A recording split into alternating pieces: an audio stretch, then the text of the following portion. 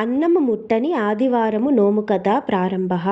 ఒకనాడు కైలాసగిరి మీద పార్వతీదేవి ఆ పరమేశ్వరుని శ్రద్ధతో, దేవా, మాసానికొకసారి మగువలందరూ తన పతికి దూరమయ్యుండుటకు ఏమి దోషము చేసినారో తెలుపమని కోరెను. అంతట పరమేశ్వరుడు ఆమెతో, పార్వతీ, దానికి కారణము తెల్పెదను వినుము. పూర్వము ఇంద్రుడు వృతాసురుని సంహరించుటచే అతనికి బ్రహ్మహత్యా దోషముండెను. ఆ దోషము ఎట్లు నివారణమగునో తెలియక అతడు విష్ణువును దోషము ఉపశమించి ఉపాయము తెలుపమని వేడగా, విష్ణువు బ్రహ్మహత్యా దోషమును 4 భాగములుగా చేసి, ఒక భాగము భూమికిని, 2వ భాగము వృక్షములకును, 3వ భాగము స్త్రీలకును, 4వ భాగము లోకమునకు ఇచ్చెను. ఈ కారణమున స్త్రీలు మాసమునకొకసారి భర్తలకు దూరమయ్యుండట తటస్థించెను. అది లక్ష్యము చేయక ఆ యంటును ఇంట కలిపిన స్త్రీలకు ఆ పాపము దేహమున వ్యాధి రూపమున కనిపించునని చెప్పెను. అంత పార్వతి రోగరూపమున కనిపించిన పాపమును స్త్రీలు ఎట్లు పోగొట్టుకొనగలుగుదురు అని ప్రశ్నించగా, శివుడు ఆ పాపము పోవుటకు విఘ్నేశ్వర పూజ, అన్నము ముట్టని ఆదివారముల నోమును ఎల్లప్పుడూ నోచవలెనని ఇట్లు తెలియచేసెను. పూర్వము సకల శాస్త్ర పారంగతుడగు బ్రాహ్మణుడు ఉండెను. అతనికి 7 కొడుకులు, 2 కుమార్తెలు ఉండిరి. వారిలో చిన్న కూతురు అధిక అనురాగముతో భర్తను అమావాస్య పౌర్ణమిలందు కూడా విడవకుండెను. ఆ సంగతి ఆమె తండ్రికి సిగ్గు విడిచి చెప్పెను.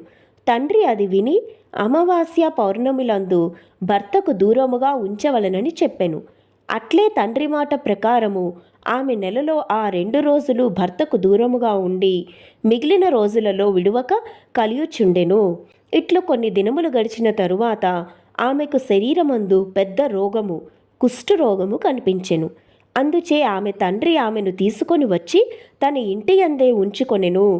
కాలవశమున అతనికి కూడా ఆ రోగము దేహమునందు పొడచూపెను. అతడు పూర్వజన్మ సుకృతమున భాస్కరునకు భక్తుడై ఉండెను.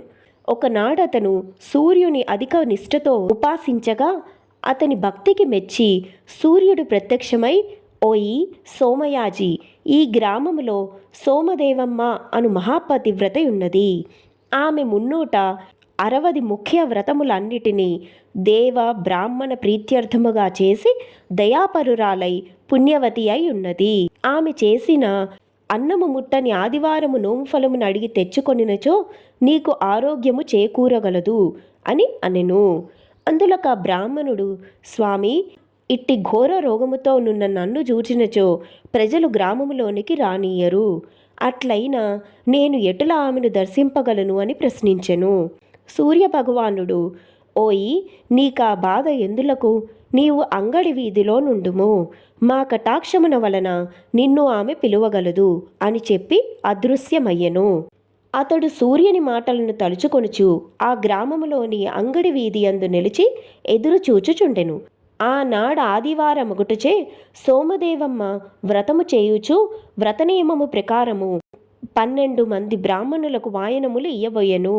కానీ లెక్కకొక బ్రాహ్మణుడు తగ్గిపోవుటచే ఆమె అంగడి వీధికి వచ్చెను. అక్కడ సోమయాజి ఉండుట చూసి ఆమె అతనిని తన ఇంటికి తీసుకొని వెళ్ళి మిగిలిన 11 మంది బ్రాహ్మణులతో బాటే కూర్చుండబెట్టి పంచభక్ష పరవాన్నములను, రకరకాల శాకములను, పలు రకాల పచ్చళ్లను వడ్డించెను. అంతటా ఔపోసనము పట్టు సమయమందు సోమయాజి తనకొక ఆదివారపు నోము ఫలమును దయచేయవలసినదని ఆమెను వినయముగా కోరెను. అది విని ఆమె, ఇది ఏమి చోద్యము?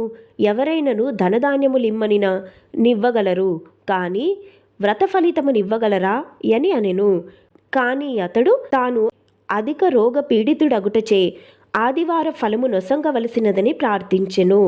అట్టి సమయమున సూర్యభగవానుడు ప్రత్యక్షమై ఆమెకు నచ్చజెప్పి ఆ బ్రాహ్మణునకు ఒక ఆదివారపు నోము ఫలమును ధారపోయించగా వెంటనే సోమయాజి దేహముననున్న పాపపు రోగము మటుమాయమైపోయి దివ్యకాంతులతో అతని శరీరము పెరిసెను. అది చూసి అందరూ ఆశ్చర్యమందుచుండ 12 మంది బ్రాహ్మణులను సంతృప్తిగా భోజనములు చేసి వ్రతమును పూర్తి చేయించిరి.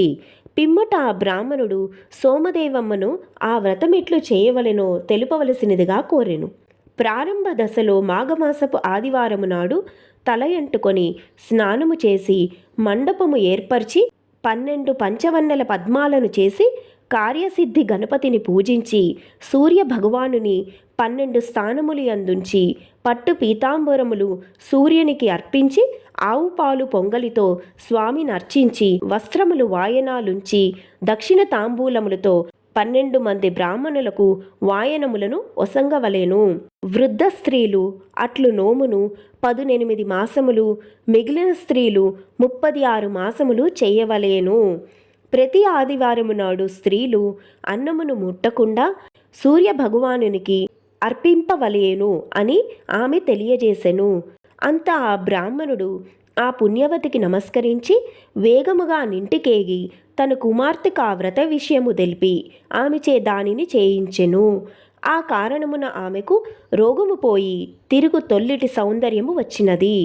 ఉద్యాపనము కథయందే చెప్పబడినది. అన్నము ముట్టని ఆదివారము నోము కథ సమాప్త. శ్రీ సూర్యనారాయణార్పణమస్తు.